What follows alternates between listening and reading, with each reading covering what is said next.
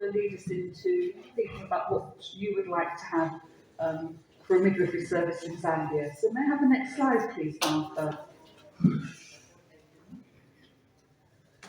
So there are guiding principles to any midwifery service, wherever it's set, and these are vague. You can look at them as I read them through, but it's to promote the rights of all women to professional midwifery care.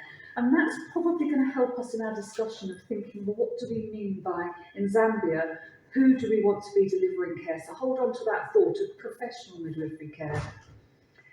And it's to ensure the continuum of care from adolescence through to the early care and the early weeks of newborn in their lives when they're newly born.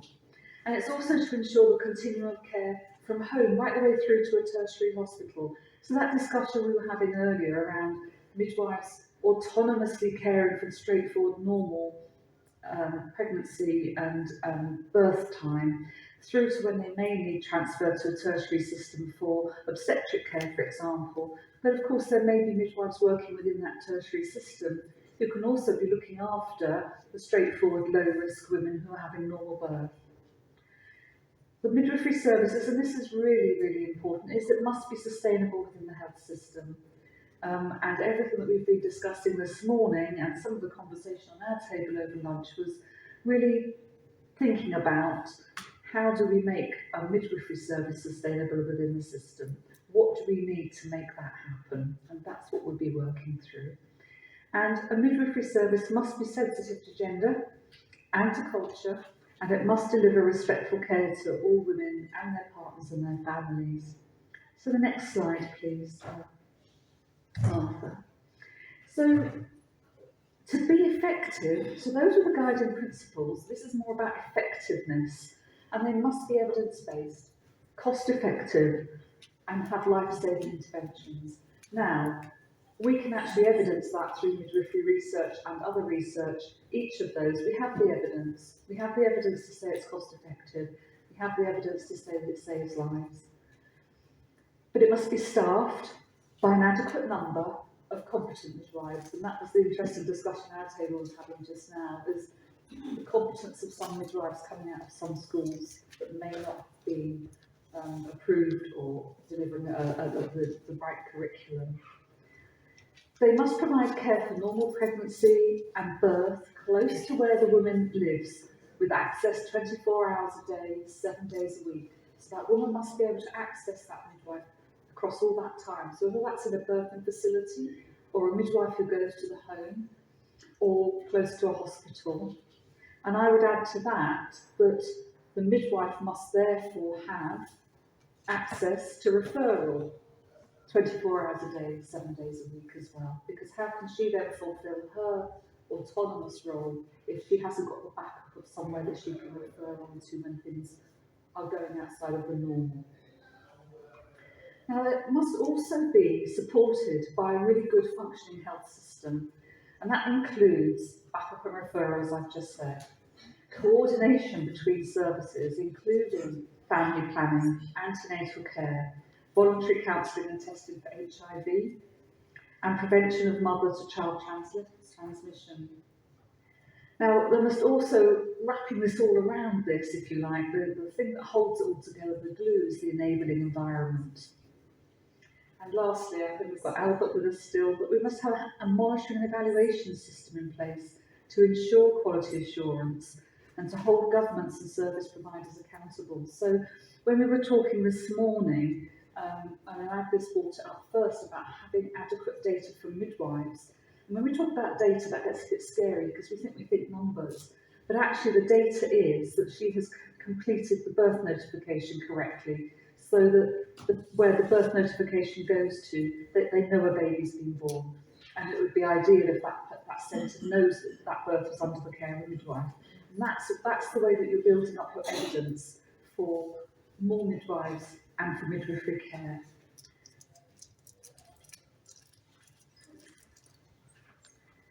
Can I have the next slide, please? Now, when we think about care, we also think about the quality of care, don't we? And we've mentioned that so many times this morning. And what I wanted to just bring in here was was the Quality Maternal and Newborn Care framework. Now, there's elements to this framework. I'm going to pop it up in a minute. I'm sure you're all familiar with it. What we will have next week for the delegates is the actual handout of it, because it's quite hard to see on the screen. But the elements of it are that it can be used to strengthen health systems, because it has who does what and what the values need to be. It demonstrates the value of continuity of midwife-led care and the values of care, respect, communication, community knowledge and understanding, and care tailored to women's circumstances and needs are all key to the framework. And the philosophy of care, which is to optimise biological, psychological, social and cultural processes, strengthen the woman's capacity and the process of expectant management using interventions only when indicated. So again, that midwife must be competent to recognise when those interventions are needed. So if we look at the next slide, you'll see the framework coming up. So across the top here, you've got that you need education, information, health promotion, assessment, screening, care, planning, all your antenatal stuff, promotion of normal processes, prevention of complications, and then first-line management of complications, and medical and obstetric and neonatal services. If you see, they're at the far sort of right-hand top quadrant of the model, of the framework, because that is where we were saying earlier, if you have the competent trained midwives who are able to deliver most of this, then our obstetric colleagues can concentrate on this thing, with the support, obviously, of midwives who are able to support in certain situations. So it doesn't mean to say that midwives do not need to know first-line management of PPH, for example, or obstructed labour or breech delivery, but this is where our obstetric colleagues come in. So pregnancy-induced hypertension, for example, cancer, diabetes, all of those issues that the obstetrician can concentrate on, while midwives are down here looking at the normal things. So that's the practice categories. The next thing you've got is the organisation of care. We're going to be looking a lot about that. But it's available, it's accessible, it's acceptable to people. It's not acceptable, they won't go, will they? They're not going to come and find a midwife if they don't understand what midwife is or what midwife does, or if there's some other issue around that. Adequate resources, competent workforce. And then you come down to voice values. I see these glasses. To values, and that is respect, communication, community knowledge, and understanding. That's all tailored to that woman's individual circumstances. That's what midwives are highly skilled at, is tailoring to each woman what they need as they come through the system. And then the philosophy is optimising the biological, psychological, social, cultural differences that all make a woman feel much more confident. And what we're doing here is we're actually, the woman is birthing a baby, but we're actually helping a mother become a mother. And once you've got that sort of system set up and the communities are working well, then midwifery care can really be realised, and the strength of midwifery care and actually elevating the woman's confidence in herself is going to actually then spread. Does that make sense? Midwives, I'm sure will get what I'm saying. But it's so important that that philosophy is carried through, because we're not just birthing babies, we're growing mothers as well. And the care providers, they must be practitioners who combine all their clinical knowledge and their practical skills with interpersonal and cultural competence. That's how we relate to people, how we relate to them on their terms and with their understanding of their needs. And that there should be a division of roles and responsibilities that's based on need, competencies and resources. And that's what the conversation we were having just before lunch, if you think about. So we're thinking about, well, what can an autonomous competent midwife do? How do we delineate what she does from a skilled birth attendant? How do we say that's a skilled birth attendant who's providing care to a woman? And this is a professional midwife who is qualified and trained, who is on the register, who has the education standards that we require. And I wonder if that's a bit of a difference that we need to keep in our minds as we go forward through the process. And of course, with the resources. So, we have the have this model, and it can work anywhere in the world, in any setting. We're talking about resources, and the resources are going to dictate a lot of the runtime about who does what. So if we think you've got a whole tranche of midwives out there who are qualified but not working, if we could bring them into the workforce, so maybe when we come a bit further to what you want to concentrate on, it might be, well, how do we actually broaden out that employment category for midwives who are qualified but not working? So this is really, really key for what we're wanting to work on, and I think we need to bear this really in our minds as we go forward throughout the week as well. Can I have the next slide, please? Now, you've heard us talk about this native environment, and what is that? Well, it's an environment where midwife is respected, where women are respected, where the midwife is enabled to do her role to the full scope of practice through regulation and education, where there's a fair pay for a fair job. And I think really the best way for us, and we'll do a lot more work with this on the group next week, but rather than just keep looking at PowerPoint slides, especially after lunch, we just want to show you a short video that gets the messages of an enabling environment across really well. So it won't fall up, so let's go with this.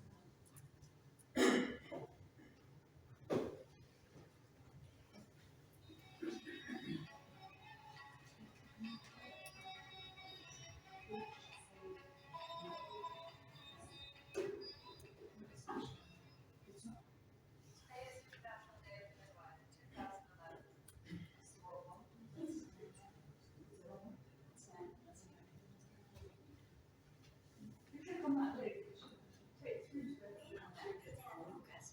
They are expecting their first child. Is it?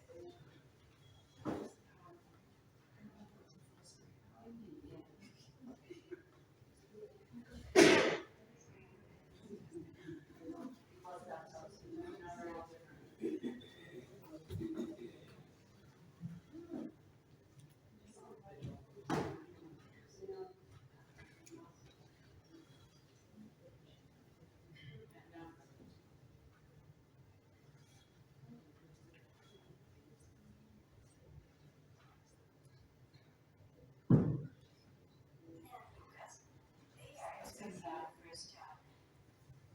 Anna is the midwife. When Martina became pregnant, she met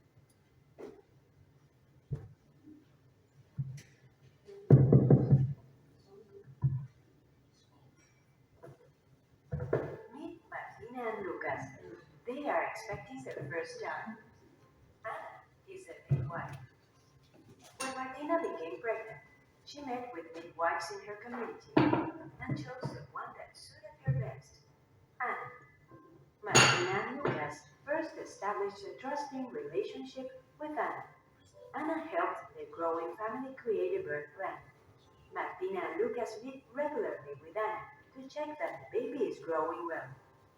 Most of the women and other birthing people in Martina's community choose care from a midwife when they are pregnant and giving birth. They know that choosing a midwife for their care means they are more likely to have a positive birth without unnecessary intervention, and where they will be involved in all decision making. They also know that midwives will support them after the birth with care for their baby, breastfeeding, contraceptive care, and advice on parenting and all aspects of sexual health. The life-transforming work of midwives extends beyond Martina's community. Around the world, midwifery is a respected, standalone profession, offering midwives decent work and pay, and the chance to attain leadership roles in health centers and government institutions. When Martina goes into labor, she is not frightened. She knows and trusts her midwife. Anna has the resources and support she needs to lead Martina's care, and the training and expertise to know if or when to refer to other healthcare professionals. It's a baby girl. Martina and Lucas look forward to a life full of opportunities for their daughter. Anna never doubts that a midwife's work is foundational to the health and rights of women, girls, and newborns. Unfortunately, in many countries, the world in which Anna, Martina, and her family live does not exist. In fact, each year, millions of lives of women and newborns are lost because the needs of pregnant women and skills of midwives are not recognized or prioritized. There is a global shortage of 900,000 midwives, and those in the sector continue to face discrimination, unequal pay, and poor working environments. Midwives are left out of health leadership, and as a result, women suffer. So, how do we change this reality? We turned to millions of women and midwives from every corner of the world for answers, and they echoed what the evidence has already told us. Women and other birthing people need more midwives, and midwives need an enabling environment